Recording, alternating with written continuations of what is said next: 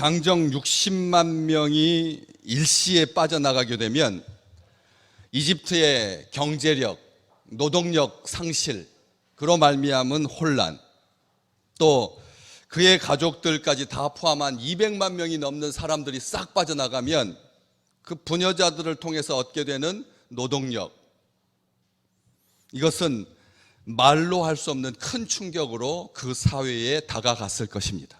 지금 이 땅에 100만 명의 이주 노동자들이 일하고 있는데 그 사람들이 순식간에 빠져나갔다고 한번 생각해 보십시오. 그러면 사회는 혼란 가운데 빠지게 될 것입니다. 바로는 가만히 있을 수 없었습니다. 그래서 자기의 병거, 그리고 특별히 선발된 병거 600승, 특수전차 600대, 그리고 예굽에 있는 모든 병거를 동원하여서 이 하나님의 백성을 치고자 추격하기 시작합니다. 그랬을 때 이스라엘 백성들은 진퇴양난에 빠지게 되죠. 오합지졸에다가 도간에 든 쥐처럼 어쩔 줄을 몰라 하게 됩니다. 앞쪽에는 바다가, 뒤쪽에는 바로의 군대가, 그리고 서쪽과 남쪽에는 높은 산이 차지하고 있어서, 가로막고 있어서 한 군데도 빠져나갈 수가 없는 그런 절체절명의 위기에 빠지게 됩니다. 하나님께서 그럴 때 오늘 본문 말씀 10절에 바로가 가까이 왔을 때 이스라엘 백성들이 한 태도를 성경은 분명하게 기록하고 있습니다. 심히 두려워하여 여호와께 부르짖었다. 심히 두려워하여 여호와께 부르짖었다. 이 부르짖는다라고 하는 표현이 환난 날에 나를 부르라, 환난 날에 나를 부르라 라고 하시는 하나님의 말씀하고 혼돈하는 사람들이 있습니다. 하나님 앞에 소리만 지르면 하나님께서 듣고 해결해 주실 것이다, 소리 지르면, 이런 생각을 갖기 쉽습니다. 당연하죠. 하나님께서 자기 백성들이 소리 지르면, 기도할 틈이 없이 소리 지르면 하나님께서 도와주실 것입니다. 그러나 기도할 틈이 없을 만큼 다급한 상황에서 소리 지르는 것, 부르짖는 것, 이것은 기도가 아니죠. 우리는 기억하실 필요가 있습니다. 부르짖는 것이 어떻게 됐습니까? 바로 이어서 11절 말씀에 그들이 모세에게 하나님께 부르짖고 여호와께 부르짖었는데 곧바로 이어서 뭐라 그랬느냐면, 애굽에 매장지가 없어서 당신이 우리를 이끌어내어서 이 광야에서 죽게 하느냐? 어찌하여 당신이 우리를 애굽에서 이끌어내어 우리에게 이같이 하였느냐? 아주 나쁜 태도가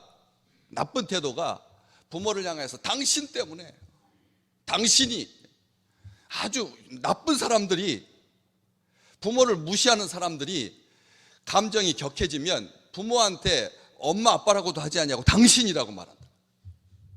모세가 하나님의 명령을 따라서 이스라엘 백성들을 이집트에서 이끌어냈습니다. 그럴 때 당신이 우리를 이끌어내요, 당신이 우리를 애굽에서 이끌어내요, 이렇게 말하고 있습니다. 나올 때는 노예 생활에서 풀려났다라고 하는 그 기쁨 때문에 그렇게 다 같이 한 마음으로 나와놓고는 어려움에 봉착하니까 누구 탓합니까? 부모 탓하고 남 탓한다는 것이, 자기의 실패를 아주 억울한 감정까지 실어서 격하게 반응하는. 그러면서 12절 말씀에 우리가 애굽에서 당신에게 이런 말이 이것이 아니냐, 우리가 애굽에 있을 때 이런 말을 너한테 하지 않았느냐, 우리가 애굽 사람을 섬길 거다 하지 않았더냐, 애굽 사람을 섬기는 것이 광야에서 죽는 것보다 낫다. 이 세상의 법칙입니다. 이게 세상의 법칙이라는 거죠. 차라리 노예로 있는 것이 광야에서 죽는 것보다 낫죠. 그렇지 않습니까? 광야에서 죽는 것보다는 이집트 사람들의 종으로, 노예로 살고 있는 것이 낫다. 이게 세상 사람들이 선택할 수 있는, 믿지 않는 자가 선택할 수 있는 최선책입니다. 사람들은 악수를 두는 거죠. 악수를 둡니다. 죽음의 권력 앞에, 실패 앞에, 난관 앞에, 장애물 앞에 사람들이 취하는 태도는 딱 이겁니다. 죽는 것보다는 종으로 사는 게 낫다는 거예요. 참 비겁하고 비굴하죠. 비겁하고 비굴합니다. 그런데 하나님께서 이 모세에게 말씀을 이 모세가 이런 상황 앞에서 저 같으면 알았다, 싫다 그냥 바로에게 항복하자. 그렇죠. 바로한테 백기를 들면 항복하면 노동력을 고스란히 다시 받게 되는 거니까 바로가 죽이지 않을 것입니다. 항복하면 됩니다. 항복하면 제일 쉬운 방법이죠. 항복해버리면. 그런데 모세는 항복하지 않습니다. 백성들을 설득하지도 않습니다.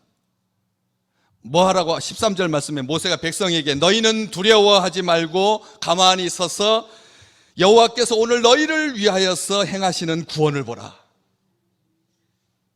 이게 믿음의 사람들이 어려운 상황 속에서 관계가 엉클어지고 실패밖에 안 보이고 장애만 있고 우겨쌈을 당하고 진퇴양난이고 할 때 바로가 이 이집트 사람들을 얼마나 우습게 여겼는지 이 3절 말씀 우리가 안 읽었지만 3절 말씀 보시면 14장 3절입니다. 같이 한번 읽어볼까요? 바로가 이스라엘 자손에 대하여 말하기를 그들이 그 땅에서 멀리 떠나 광야에 갇힌 바 되었다 하리라.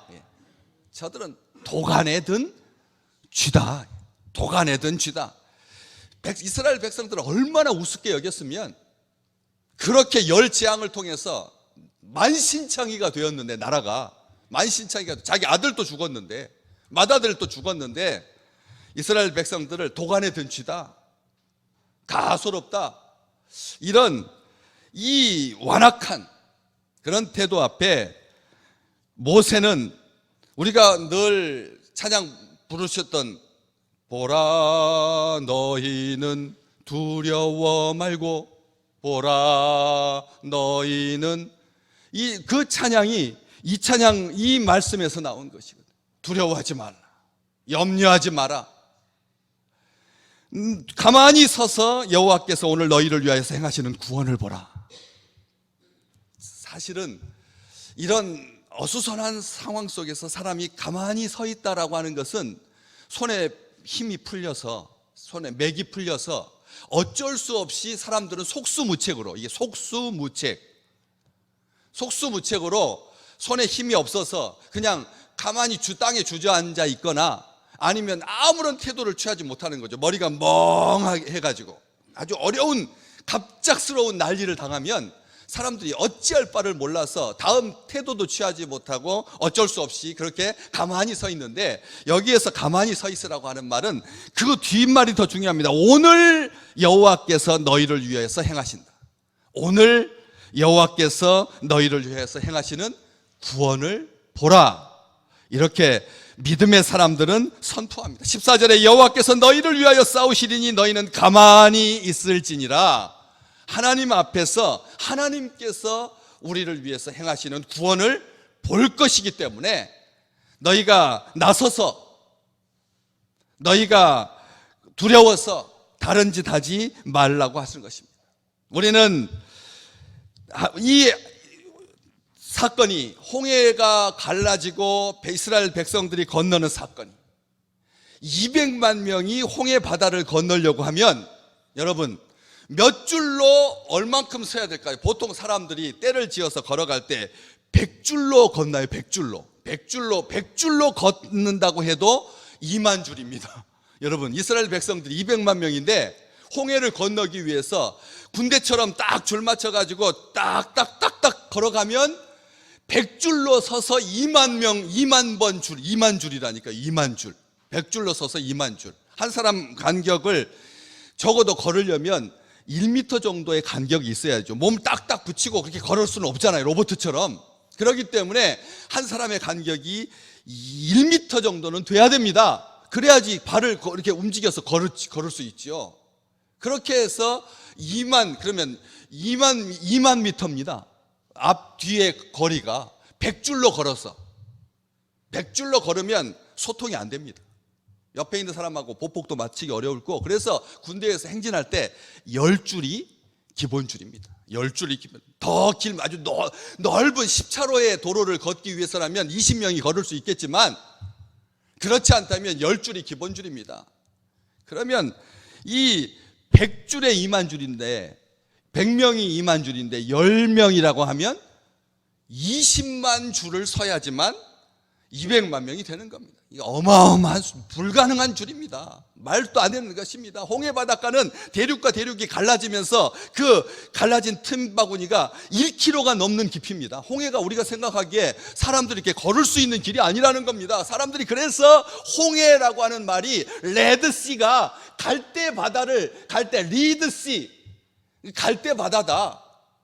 이스라엘 백성들은 이것은 그냥 믿음으로 행했다라고 하는 뜻이지 진짜로 하나님께서 홍해를 가르고 이스라엘 백성들이 건넜겠느냐?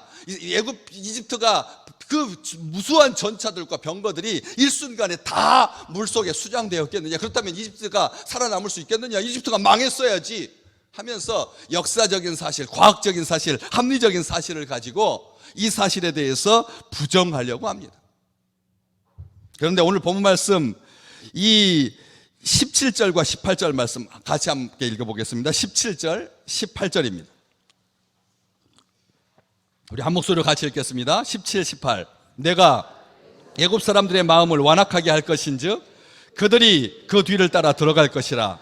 내가 바로와 그의 모든 군대와 그의 병거와 마병으로 말미암아 영광을 얻으리니. 18절. 내가 바로와 그의 병거와 마병으로 말미암아 영광을 얻을 때에야 애굽 사람들이 나를 여호와인 줄 알리라 하시더니. 아멘. 이 사건은 하나님께서 영광을 받으시는 사건이라는 겁니다. 다시 말하면 믿는 자들에게는 구원받는 사건이고 악한 자들, 하나님을 대적하는 자들에게는 심판의 상징으로 영원토록 기억될, 이 지구상에서 이러한 사건들이 여럿 있었다면 그냥 그럴 수도 있겠다 하겠지만 하나님께서 계획하시고 하나님께서 도모하시고 하나님께서 영광을 나타내시고 하나님의 백성들을 사랑하시는, 하나님의 백성들을 살리시는 하나님의 권능을 나타내는 놀라운 사건이 되었다는 것이죠. 사랑하는 성도들이여, 주께서 오늘 우리를 위하여서 싸우실 것입니다.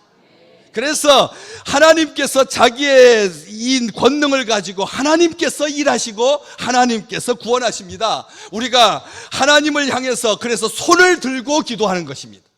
손을 들고 기도. 왜? 내 손은 힘이 없습니다. 나는 아무것도 가지고 있지 않습니다. 하나님, 나는 연약합니다. 그렇지만 하나님의 손은 강하십니다. 어떻게 알 수가 있습니까? 오늘 본문 말씀 31절 말씀 한번 보실까요? 31절 마지막 절 말씀 같이 읽겠습니다. 마지막 절 14장 31절. 이스라엘이 여호와께서 애굽 사람들에게 행하신 그 큰 능력을 보았으므로 백성이 여호와를 경외하며 여호와와 그의 종 모세를 믿었더라 할 때 그 큰 능력 옆에 각주가 번호가 붙어 있죠. 그리고 그 밑에 각주에 보시면 뭐라고 써 있나요? 손이라고 써 있습니다. 하나님의 손은 큰 손이십니다. 200만 명의 사람을 일시에 구원할 수 있는, 200만 명의 사람을 일시에 구원할 수 있는 하나님의 전능하신 손이 오늘 또 우리를 향하고 계십니다. 대적에게는 그 손이 죽음과 사망과 멸망의 손이라면 하나님을 사랑하는 주의 백성들의 손은, 하나님의 손은 편팔이시고 편팔이시고 자기의 자녀를 사랑하셔서 하나님께서 스데반이 돌 맞아 죽어갈 때 하늘에 서서 우리 주님께서 일어서서 이 스데반 집사를 안기 위해서, 보호하기 위해서 그 손을 내밀었던 것처럼 하나님의 그 전능하신 편팔, 하나님의 크신 손이 오늘 우리 믿음의 식구들에게 부르짖어서 기도할 때, 오늘 기도 제목 수학 능력 시험을 위해서 우리 지훈이, 승모, 또 믿음의 배우자를 위해서 우정이, 수정이, 슬기, 한울이, 범이, 인이, 우일이, 효정이 계속 쓰고 계십니다. 오늘 또 나가시면서 쓰시면 제가 내일 또 같이 읽고 이 기도 제목을 가지고 기도할 것입니다. 태의 열매를 위해서, 치유와 회복을 위해서. 가족의 구원을 위해서 주님께 영광을 돌려드리는 삶이 되게 해달라고 범사에 감사하면서 기도할 때 자기 이름이 여기서 빠지지 않도록 자기 이름을 오늘 여 뒤에다 쓰셔서 전능하신 하나님의 손에 우리의 모든 것을 맡김으로 하나님께서 들으시고 하나님께서 갚아주시고 새벽에 하나님이 도우시리로다. 오늘 본문 말씀에 24절 같이 읽어볼까요? 같이 읽어보겠습니다. 새벽에 여호와께서 불과 구름 기둥 가운데서 애굽 군대를 보시고 애굽 군대를 어지럽게 하시며, 한 군데 더 읽을까요? 27절 말씀. 모세가 그 손을 바다 위로 내밀매 새벽이 되어 바다의 힘이 회복된지라. 애굽 사람들이 물을 거슬러 도망하나 여호와께서 애굽 사람들을 바다 가운데서 엎으시니. 우리 하나님은 언제 일하십니까? 새벽에 일하십니다. 세상 사람들은 끝이다라고 말하고 깊이 잠들어 있는 이 시간에 사람들은 새벽에 일어나는 것은 바보라고 말하고 이것은 목숨에 위태로운 거라고 하고 건강에 안 좋다라고 말할 때 우리는 새벽을 깨우는 자로 새벽에 도우시는 하나님의 손길을 바라보면서 손을 들어서 마음껏 기도하셔서 응답받는 귀한 생애가 되시기를 주님의 이름으로 축복합니다.